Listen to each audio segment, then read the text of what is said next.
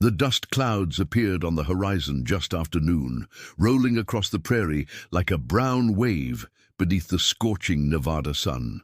Sheriff Tom Brennan squinted from the porch of his office, watching the caravan of painted wagons grow larger against the endless blue sky. Copper Falls hadn't seen a traveling circus in over 3 years, not since the silver mine had started bringing steady work, and the town had grown respectable. "Papa, look!"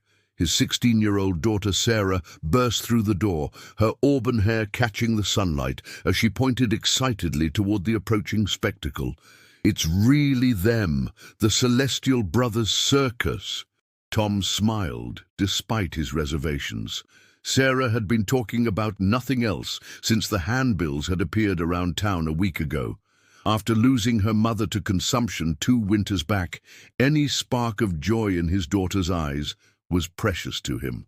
"Now, Sarah, we'll go see the show tonight, but you remember what I told you about keeping close to me. Circus folk, well, they're different from regular people." The wagons rolled down Main Street in a parade of faded grandeur. Painted elephants and lions adorned the sides, though the real animals were more modest. A few tired horses, a dancing bear that looked older than the town itself, and a cage of exotic birds whose feathers had seen brighter days. The townspeople gathered on the wooden sidewalks, children pressing forward despite their parents' restraining hands. At the center of the procession sat a man who immediately caught Tom's attention. Unlike the flashy ringmaster in his red coat, this figure wore a simple black vest and white shirt, his dark hair slicked back beneath a worn bowler hat. Even from a distance, Tom could see the man's fingers moving constantly, shuffling, cutting, and reshuffling a deck of cards with an almost hypnotic rhythm. "Who's that one, Papa?" Sarah asked, following his gaze. "The magician, I'd wager." Tom's hand instinctively moved to his badge. Something about the man's sharp eyes and calculating expression reminded him of the card sharps he'd run out of town before. As if sensing the sheriff's scrutiny, the magician looked up. Their eyes met for a moment across the dusty street, and Tom saw intelligence there and something else. Wariness, the look of a man who'd been judged before and found wanting. The circus made camp in the field behind Murphy's General Store, and within hours the sounds of hammering and shouting filled the air as they erected their modest big top.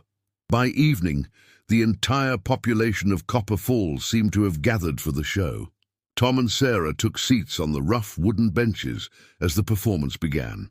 The acrobats were skillful if not spectacular. The clowns drew genuine laughs from the children, and the dancing bear performed his routine with weary dignity.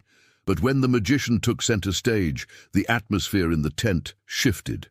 "Ladies and gentlemen," the ringmaster announced, "prepare to be amazed by the mysterious arts of Professor Alejandro Vega." Vega stepped into the ring with fluid grace, his dark eyes scanning the audience. He began with simple card tricks, but Tom had to admit the man's skill was undeniable. Cards appeared and disappeared, changed suits in mid-air, and multiplied impossibly in his hands. The children gasped in delight, but Tom noticed several men in the audience exchanging skeptical glances. "It's all sleight of hand," muttered Pete Carson, the bank manager, loud enough for others to hear. "Man like that could fleece you blind at a poker table." "Probably has marked cards," added Jim Wheeler, who ran the saloon. "I seen his type before." The magician's expression never changed, but Tom saw his jaw tighten slightly.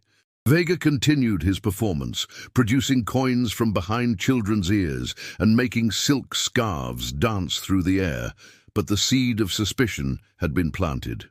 After the show, as the crowd dispersed, Tom noticed several men clustering around Vega near the performers' wagons. Their voices were raised, and he could make out accusations being thrown about marked cards and rigged games. "I run an honest show," Vega was saying, his accent slight but noticeable. Spanish, Tom thought, or maybe Mexican. "I perform illusions for entertainment, nothing more." "Sure you do," Jim Wheeler sneered, "just like you entertained folks in whatever town you came from before this one." Tom started forward, his sheriff's instincts kicking in before trouble could escalate, but Sarah grabbed his arm. "Papa, let's go home. The show was wonderful, wasn't it?" He looked down at his daughter's bright face and nodded, allowing her to guide him away. But as they walked home under the star-filled sky, he couldn't shake the image of the magician's face, proud but weary, like a man carrying a burden he couldn't set down. "I liked him," Sarah said quietly as they reached their modest house on Elm Street. "The magician, I mean. His tricks were amazing, but it was more than that. He looked lonely." Tom tucked his daughter in, kissing her forehead as he had every night since her mother passed. "You've got a kind heart, Sarah, but remember, some folks aren't what they seem on the surface." "I know, Papa, but sometimes they're better than they seem too." As Tom sat on his front porch later that evening, smoking his pipe and watching the distant glow of the circus camp, he reflected on his daughter's words. In his experience, strangers who rolled into town with quick hands and calculating eyes usually meant trouble. But something about the way Vega had carried himself under the crowd's suspicion reminded Tom of himself in the early days of wearing the badge, trying to prove his worth to people who'd already made up their minds. The desert wind carried the sound of laughter and music from the circus camp, but underneath it, Tom thought he could hear the loneliness his daughter had seen. Tomorrow night would be the circus's final performance before moving on to the next town. Maybe things would stay peaceful until then. Tom Brennan had been sheriff long enough to know that hope and reality rarely walked the same path. Sarah Brennan had always been curious, but her curiosity had never felt dangerous before tonight. As she lay in bed listening to the distant sounds of the circus camp, she couldn't stop thinking about the magician's performance, not just the tricks, but the way he'd handled the crowd's hostility with quiet dignity. The grandfather clock in the hallway chimed midnight, and still sleep wouldn't come. Through her window, she could see the faint glow of campfires, where the circus performers were probably sharing stories and planning tomorrow's final show. What would it be like to travel from town to town, she wondered, carrying your whole world in painted wagons? Making a decision that would change everything, Sarah slipped from her bed and pulled on her dress and boots. She'd just walk to the edge of camp, maybe catch a glimpse of the exotic world beyond Copper Falls. Her father was a sound sleeper, and she'd be back before dawn. The desert air was cool against her face as she crept through the quiet streets. Copper Falls looked different in the moonlight, smaller, more fragile, like a handful of buildings huddled together against the vast emptiness of the Nevada wilderness. She reached the field behind Murphy's store and paused at the edge of the circus camp.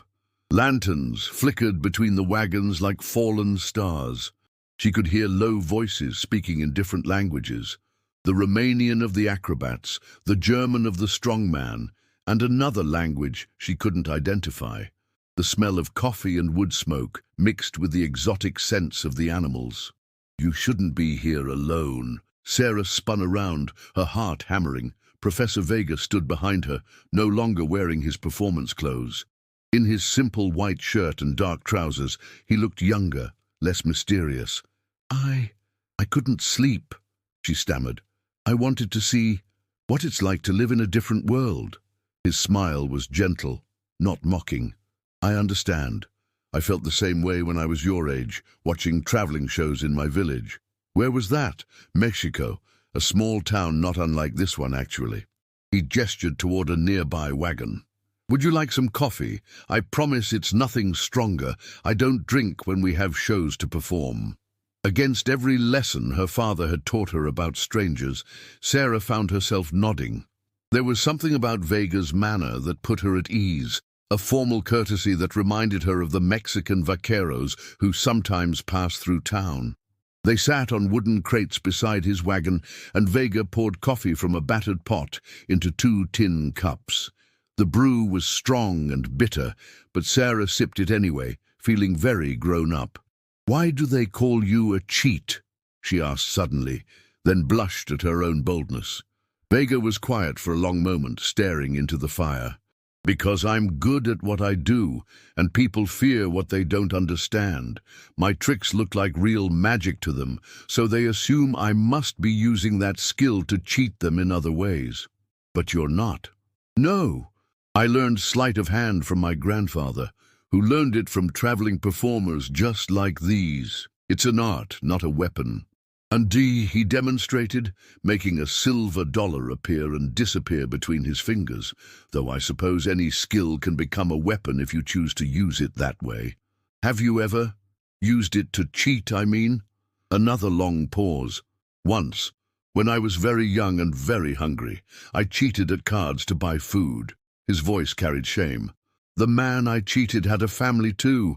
I've regretted it every day since. Sarah studied his profile in the firelight. That's why you don't do it anymore. That's why I perform instead. I use the same skills, but honestly, people pay to be amazed, and I give them exactly what they pay for. Wonder. He looked at her directly. Your father doesn't trust me. Papa doesn't trust anyone at first, but he's fair. If you prove yourself honest, he'll see it. And what would it take to prove myself to you?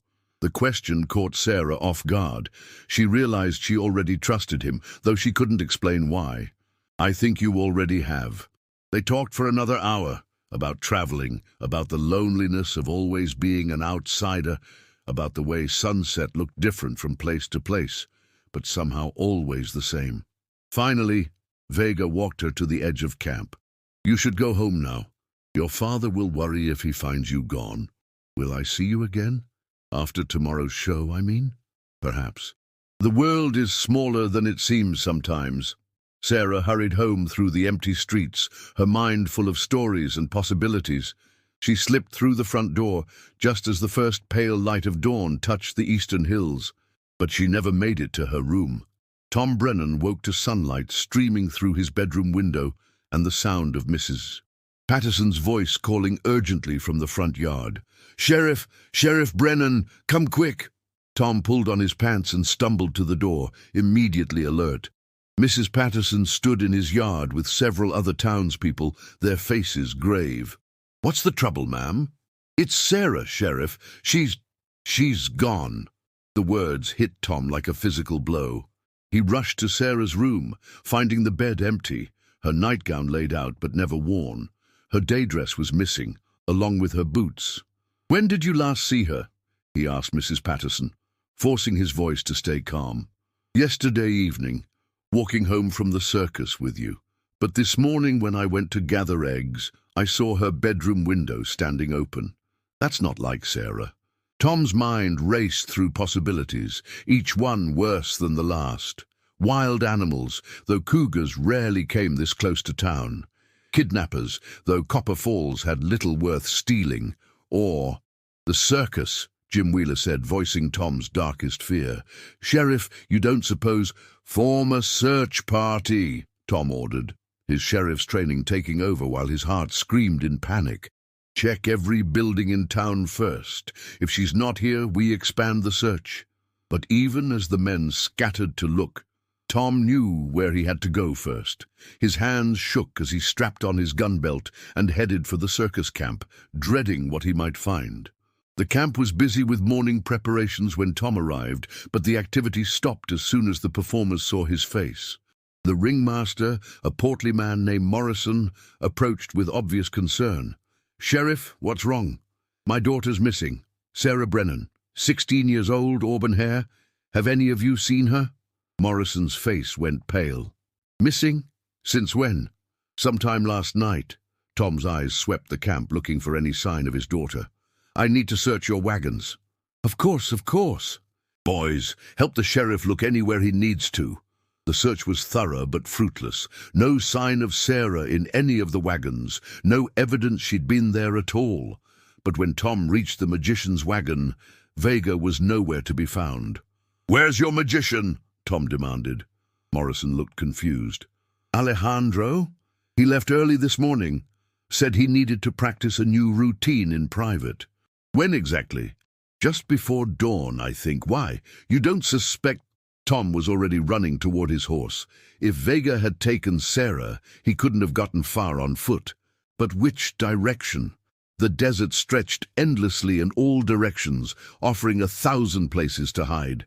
As he mounted up, Tom's mind filled with images of his daughter in the hands of a stranger, a man whose quick hands and calculating eyes had reminded Tom of every confidence man he'd ever arrested. He'd been a fool to let Sarah attend the circus, a bigger fool to trust appearances. But even as rage and fear consumed him, a small voice in the back of his mind, Sarah's voice from the night before, whispered, "Sometimes they're better than they seem too." Tom spurred his horse toward the eastern hills, where the morning sun cast long shadows across the desert floor.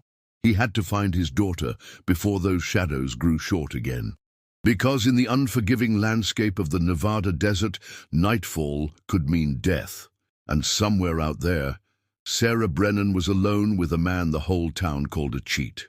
Tom Brennan had been riding for 3 hours when he found Alejandro Vega. The magician sat motionless on a rocky outcrop overlooking Pine Creek, about 5 miles northeast of town. He didn't turn when Tom's horse approached, though he must have heard the hoofbeats echoing off the canyon walls. Instead, he kept his eyes fixed on the desert expanse below, his hands folded calmly in his lap. Tom dismounted with his rifle ready, every instinct screaming that this was the man who'd taken his daughter. But something about Vega's posture, the stillness, the apparent lack of concern about being found, made him pause. "Where is she?" Tom's voice cracked despite his effort to stay controlled. Vega finally looked up, and Tom was surprised to see genuine sorrow in the man's dark eyes. "I don't know, Sheriff. I wish I did." "Don't lie to me." Tom raised the rifle. "You disappeared the same time she did. What did you do with Sarah?" "I came here to think and to mourn a friendship that lasted only 1 night, but felt like something precious." Vega stood slowly, his movements careful and non-threatening. "She came to the camp last night, Sheriff. We talked by the fire for perhaps an hour. Then I walked her to the edge of camp and watched her go home safely." Tom felt his world tilting. "You're saying she made it home?"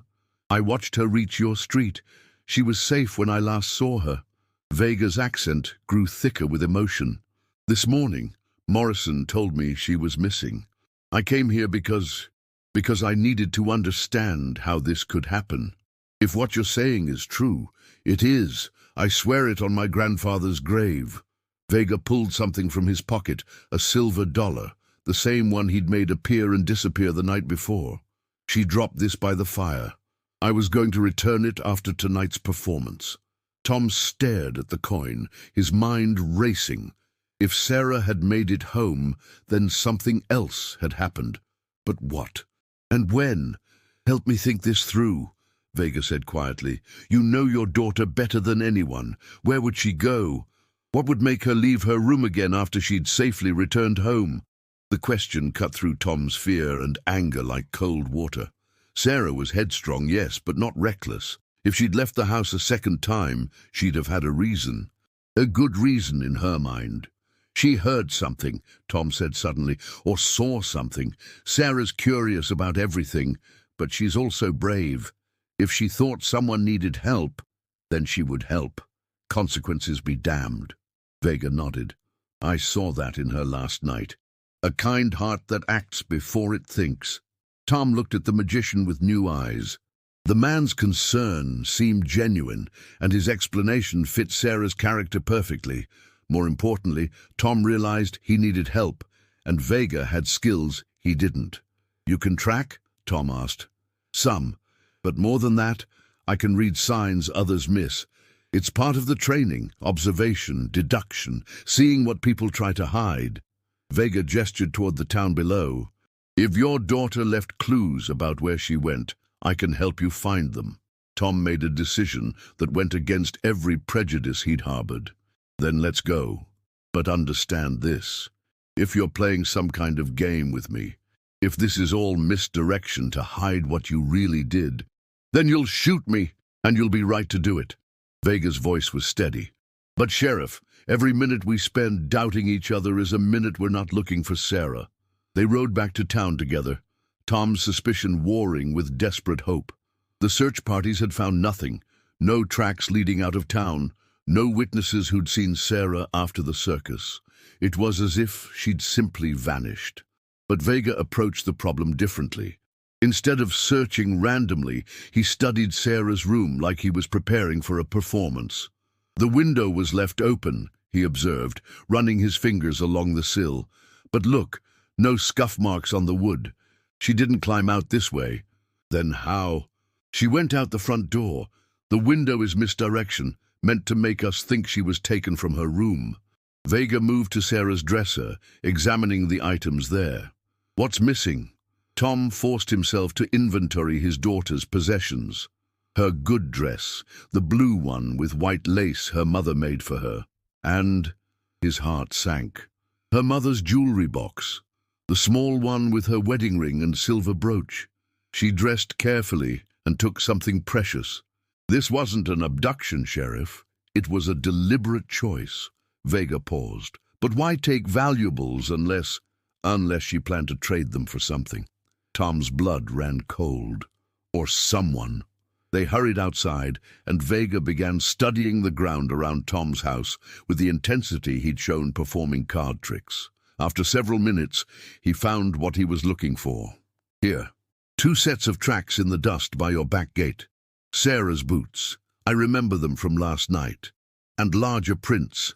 A man's, with a distinctive wear pattern on the left heel. Tom knelt beside him, seeing only confused scuff marks where Vega saw a clear story. They met here deliberately, Vega continued, following the tracks. No struggle, no force. She came to him willingly. But who? And why? The tracks led away from town toward the old mine road. As they followed the trail, Vega kept up a steady commentary, reading the ground like others read books. He's favoring his left leg slightly. An injury maybe, or just age. They're moving slowly. She's setting the pace, not him. And here, he stopped and pointed to a clearer print in a patch of soft earth.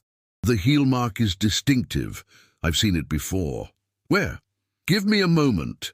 Vega closed his eyes, and Tom could almost see him sorting through memories like cards in a deck. The saloon. Yesterday afternoon, while you were dealing with the crowd outside our camp, a man was complaining about his luck, saying the cards were marked. He had a limp from an old horse fall, and his boots. Jim Wheeler, Tom breathed. But why would Sarah go with Jim Wheeler?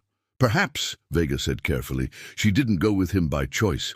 Perhaps she heard something that made her think someone else was in danger.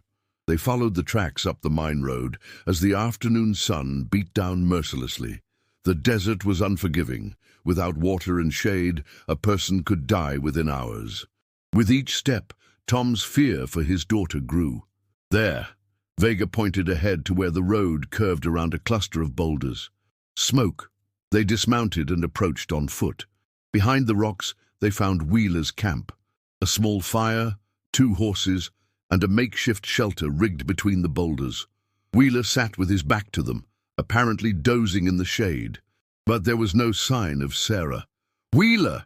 Tom called out, his gun drawn. "Where's my daughter?" The man jumped up, startled and guilty. "Sheriff, I can explain." "Where is she?" "She's safe, I swear it. But you gotta understand, I was just trying to protect her." Tom's finger tightened on the trigger. "From what?" Wheeler pointed shakily toward the old mine shaft. "From him, the magician. I saw her sneaking out to his camp last night, and I knew he was up to no good. So when I heard she was missing, I figured he'd taken her up here to hurt her." "So you took her yourself?" Tom's voice was deadly quiet. "No, I mean, yes, but not like that. She came to me, said she was worried about some homeless fellow living up here in the mines. Asked me to help her bring him food and water. I knew it was dangerous, so I told her I'd handle it, but she insisted on coming along." "What homeless fellow?" Vega asked. Wheeler looked confused. "There ain't any homeless fellow. That's why I knew something was wrong. But she was so convinced, said she'd seen him from her window, all sick and hurt." Vega and Tom exchanged glances. "Misdirection," Vega said quietly. "Someone convinced her there was a person in need up here." "But who would—" Tom stopped as understanding dawned. Wheeler, where exactly did you last see Sarah? By the mine entrance. She went in first, said she heard someone calling for help, but when I followed, Wheeler's face went pale. Sheriff, that mine's got more tunnels than an anthill, and some of them shafts drop straight down to hell. Tom felt his legs go weak. The old silver mine was a death trap, cave-ins, hidden shafts, and poisonous gases that could kill without warning. If Sarah was lost in there— How long ago? Vega demanded. 3, maybe 4 hours. I've been calling her name, but I don't hear nothing back. Tom started toward the mine entrance, but Vega caught his arm. Sheriff, wait. If we go in there without a plan, we might make things worse. Those tunnels are a maze, and if she's fallen down a shaft, I can't just stand here while my daughter— Neither can I, Vega's voice was firm, but let me use what I know. Escape artistry, puzzle solving, reading spaces, and understanding how they connect. If Sarah is alive in there, I can find her, but you have to trust me. Tom looked into the magician's eyes and saw not the calculating stranger he'd feared, but a man willing to risk his life for a girl who'd shown him kindness for one night. It was the hardest decision he'd ever made. What do you need? Rope, lanterns, and your word that if I don't come out, you won't follow me in and get yourself killed too. Vega was already moving toward the mine entrance. Sarah's going to need her father alive, not dead in a hole in the ground. As they gathered supplies, Tom found himself praying to a god he hadn't spoken to since his wife died. If Sarah was still alive in the darkness below, her only hope lay in the hands of a man the whole town called a cheat. But sometimes, Tom thought, the people we trust least turn out to be exactly who we need. The Comstock mine had been abandoned for 8 years, but its tunnels still held the echo of desperate dreams.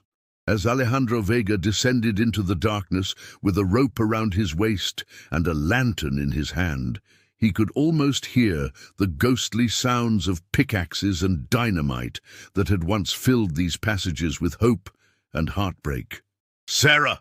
His voice bounced off the tunnel walls, multiplying and distorting until it sounded like a dozen men calling her name. Sarah, if you can hear me, make some noise, anything! Above ground, Tom Brennan held the other end of the rope and fought every instinct that screamed at him to follow. Wheeler sat nearby, still shaken by guilt and fear. 3 hours had passed since the magician disappeared into the mine, and Tom was beginning to wonder if he'd made a terrible mistake. You think he'll find her? Wheeler asked quietly. He has to, Tom replied, because any other possibility was unthinkable. Deep in the mine, Vega moved with careful precision through tunnels that branched and twisted like the roots of some massive tree. His grandfather had taught him that every magic trick was really a puzzle, and every puzzle had a solution if you could see the pattern hidden within the chaos. The mine followed that same logic. Whoever had lured Sarah here knew these tunnels, knew exactly where to lead her and how to ensure she couldn't find her way back out. This wasn't random, it was planned, calculated, like a performance designed to create a specific outcome. But who was the performer, and what was the trick? Vega paused at a junction where 3 tunnels met, studying the disturbed dust and rock chips on the ground. Sarah had been here. He could see the distinctive prints of her boots in the soft earth. But there were other prints too, older ones that told a different story. Interesting, he murmured, kneeling for a closer look. The older prints showed a man's boots, same size and wear pattern as the ones he'd tracked from town. But these prints led in both directions. Someone who knew these tunnels well enough to come and go at will. A regular visitor to the abandoned mine. But why? Vega followed Sarah's trail deeper into the mountain, his lantern throwing dancing shadows on the rough-hewn walls. The air grew cooler and staler with each step, carrying the mineral smell of deep earth and something else, something that made his skin crawl. Gunpowder. Old, but not that old. 50 yards further in, he found what he was looking for and dreading. The tunnel ended abruptly in a shaft that dropped into absolute darkness. Sarah's tracks led right to the edge, where the wooden boards that had once covered the opening lay broken and scattered. "Sarah!" he called down the shaft. Sarah, are you there? For a long moment, nothing. Then, faint but unmistakable, a voice drifted up from the depths. Help! Please! Vega closed his eyes in relief. She was alive. Sarah, it's Alejandro from the circus. Can you tell me if you're hurt? I think my leg is broken, and it's so cold down here. Her voice was weak but clear. There's water, but I can't reach it. Vega examined the shaft. It was perhaps 15 feet deep, opening into what looked like a natural cave. The fall had probably saved Sarah's life. If she'd landed on solid rock instead of the sandy bottom, she'd be dead. But getting her out would require more rope than he had, and help that only existed back at the surface. He was about to call up to Tom when he heard something that changed everything. Footsteps in the tunnel behind him. Someone else was in the mine. Vega doused his lantern and pressed himself against the tunnel wall, listening as the footsteps approached. They were confident, unhurried, someone who knew exactly where they were going. In the darkness, Vega heard a familiar voice. Well, well, looks like our little mouse found her way into the trap after all. It was Morrison, the circus ringmaster, but his voice was different now, harder, colder, stripped of the jovial showmanship he'd displayed in public.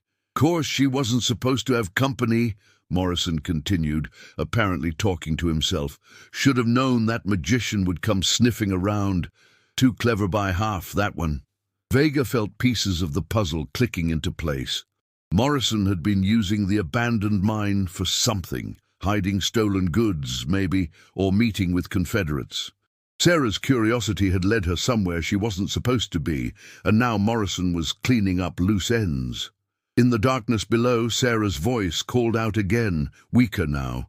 Please, someone help me. Oh, I'll help you, little girl, Morrison replied, his voice echoing down the shaft. Help you stay quiet permanent-like. Vega heard the distinctive sound of a gun being cocked and knew he had seconds to act. His grandfather's training took over, not the flashy stage magic, but the real skills that had kept performers alive when suspicious crowds turned ugly. Misdirection. Make them look one way while you move the other. Vega pulled a silver dollar from his pocket and flipped it down the tunnel away from Morrison, where it clinked against the stone walls. As Morrison spun toward the sound, gun raised, Vega moved silently in the opposite direction. "Who's there?" Morrison called out. "Vega! That you Mexican snake!" Vega said nothing, circling through the shadows until he was behind the ringmaster. Morrison was peering down the side tunnel, his gun pointed at empty air. "I know you're in here," Morrison continued, "and I know you heard too much. Nothing personal, you understand. Just business." "What business would that be?" Vega asked quietly from directly behind him. Morrison spun around, but Vega was already moving. A lifetime of practicing sleight of hand had made his reflexes lightning fast. He grabbed Morrison's gun arm, twisted it aside just as the weapon discharged, and used the larger man's momentum to send him stumbling toward the shaft opening. Morrison caught himself at the last second, but the impact sent dirt and loose rocks cascading down into the cave where Sarah waited. "You think you're so smart," Morrison snarled, struggling with Vega for control of the gun. "But you don't know nothing about what's been going on here." "Enlighten me," Vega said through gritted teeth. Morrison was bigger and stronger, but Vega had trained his hands to be steady under pressure. "This mine ain't as abandoned as folks think. Been using it to store merchandise from our other business ventures. Stuff we acquire between towns, if you catch my meaning. You're thieves. We're entrepreneurs, and business has been real good until that girl started poking around where she don't belong." Morrison made a sudden lunge, trying to break free. "Should have minded her own business." The struggle sent both men dangerously close to the shaft opening. Below, Vega could hear Sarah crying softly, probably terrified by the gunshot and falling debris. "The game's over, Morrison," Vega said. "The sheriff's waiting up top.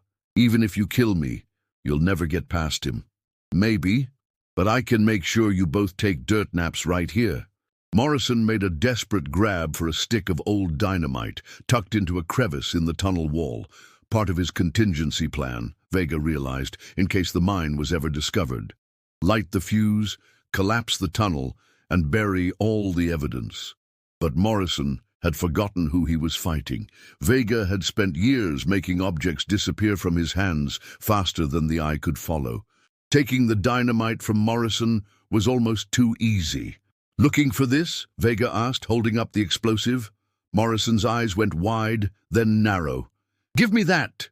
Instead, Vega threw the dynamite down the tunnel as far as he could. It clattered away into the darkness, harmless, without a lit fuse. The distraction was all Morrison needed. He lunged forward with a wild haymaker that caught Vega in the temple and sent him reeling backward.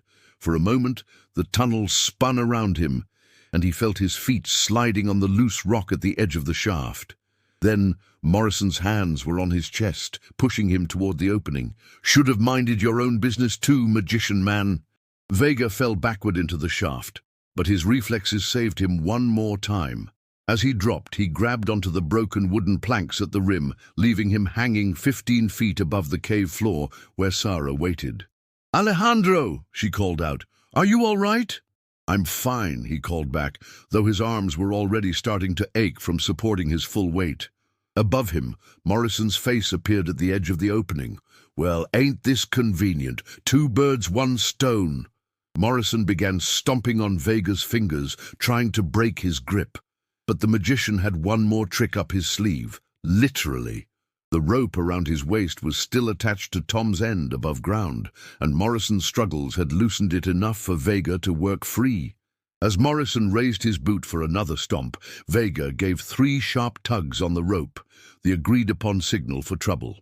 Above ground, Tom felt the signal and immediately began hauling in the rope, shouting for Wheeler to help him. They pulled with desperate strength, and Morrison suddenly found himself jerked off his feet as the rope went taut. In the shaft, Vega used the momentum to swing himself toward a narrow ledge he'd spotted on the way down. It was barely wide enough to hold him, but it got him out of Morrison's reach and gave him a stable position to work from. "Sarah," he called down, "I'm going to lower my belt to you. Can you grab hold of it?" I think so, but my leg..." "Just hold on tight. Help is coming." Above ground, Tom and Wheeler had hauled Morrison to the surface, where the ringmaster found himself staring down the barrel of Tom's rifle. "Where are they?" Tom demanded. Morrison, seeing his plans crumbling around him, tried one last bluff. "Dead by now, I reckon. That mine's full of bad air and there was a cave-in. Nothing you can do about it now." Tom's face went white, but before he could react, Vega's voice echoed up from the mine entrance. "Sheriff, I need more rope, and a doctor if you can get one." The relief in Tom's voice was audible. "On our way." 20 minutes later, Sarah Brennan was pulled to safety. Her broken legs splintered with boards from Morrison's camp, and her face streaked with tears and dirt. But she was alive, and she threw her arms around her father with strength that belied her ordeal. "I'm sorry, Papa," she whispered. "I thought someone needed help." "You did help someone," Tom replied, looking over at Vega, who was sitting on a rock tending to his scraped hands. "You helped me understand that sometimes the people we trust least turn out to be exactly who we need most." As Wheeler rode back to town to fetch Dr. Martinez and round up a posse to arrest the rest of Morrison's gang, Tom found himself sitting beside the magician in the afternoon sun. "How did you know?" Tom asked. "About Morrison, I mean." "I didn't. Not for certain. But the pieces fit. He knew the mine well enough to set up his storage operation, and he was the only one who knew exactly when Sarah would be most vulnerable." Vega shuffled his ever-present deck of cards. "Besides, in my experience, the person who points fingers most loudly at others usually has the most to hide." Tom nodded, thinking about the crowd's accusations the night of the circus performance. "The whole town owes you an apology." "No need. I'm used to suspicion." Vega stood and brushed dust from his clothes. "But I would like to make one request." "Name it." "Sarah mentioned that your wife made her that blue dress, the one she wore today." Vega's voice was gentle. She also mentioned that her mother taught her to sew. Perhaps when her leg heals, she might consider learning some new skills. Sleight of hand, escape artistry, the kind of tricks that could keep a curious young woman safe in dangerous situations. Tom looked at his daughter, who was listening to their conversation with bright, interested eyes. "You'd teach her?" "If she wanted to learn. The circus will be moving on tomorrow, but we often come back to the same towns on our circuit, and every performer needs to know how to take care of themselves." "I'd like that," Sarah said firmly. "I'd like that very much." As the sun set over Copper Falls, painting the desert in shades of gold and red, the circus prepared for its farewell performance. But this time, when Professor Alejandro Vega took the stage, the atmosphere in the tent was different. No one called him a cheat. No one questioned his methods or motives. Instead, they watched in appreciation as he made cards dance through the air and coins multiply in his hands. They saw not dangerous deception, but artistry, the kind of magic that brought wonder instead of suspicion. And when the show ended, Sheriff Tom Brennan did something that surprised everyone, including himself.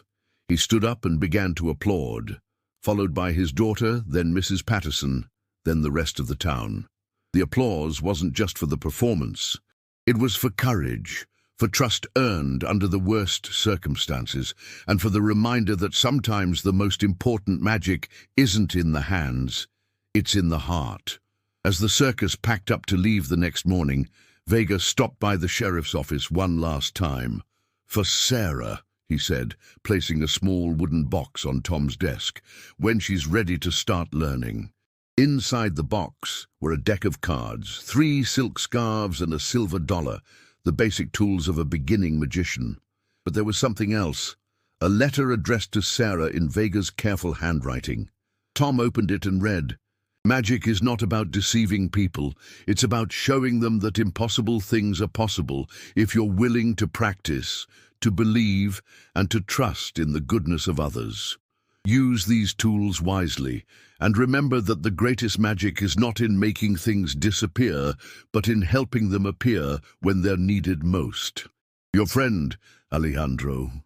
As the circus wagons rolled out of Copper Falls, heading toward the next town and the next performance, Sarah Brennan stood at her bedroom window with her father's arm around her shoulders. "Do you think we'll see him again?" she asked. "I'm certain of it," Tom replied. "Some people have a way of appearing when they're needed most." In the distance, a hand appeared from one of the departing wagons, waving goodbye. Sarah waved back, and for just a moment she could have sworn she saw a silver dollar glinting in the morning sun before it vanished into the desert air. Magic, after all, was everywhere, if you knew how to look for it. This story celebrates the power of trust earned through action, the courage to help others despite personal risk, and the understanding that our first impressions of people are often our worst. In the harsh landscape of the American Old West, survival depended not just on individual strength, but on the willingness to see past prejudice and embrace the unexpected heroism that can emerge from the most unlikely sources.